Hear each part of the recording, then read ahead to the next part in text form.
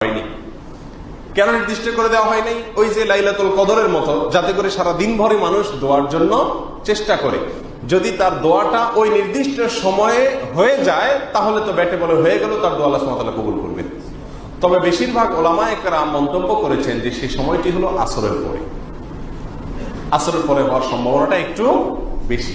এই জন্য জুমার দিনে আসরের পরের সময়টাতে দোয়ায় মাসগুল হওয়া উচিত। এক্ষেত্রেও দেখা যায় আমাদের চিত্র সম্পূর্ণ উল্টো। আমাদেরকে শয়তান আসলে যেই কাজগুলোতে আমরা সবচেয়ে বেশি লাভবান হব, ওই কাজগুলো থেকে ততটাই শয়তান আমাদেরকে দূরে সরিয়ে রাখে। এই জন্য দেখবেন আসরের পরে জুমার দিন পারিবারিক এবং সামাজিক আড্ডা সবচাইতে বেশি জমে।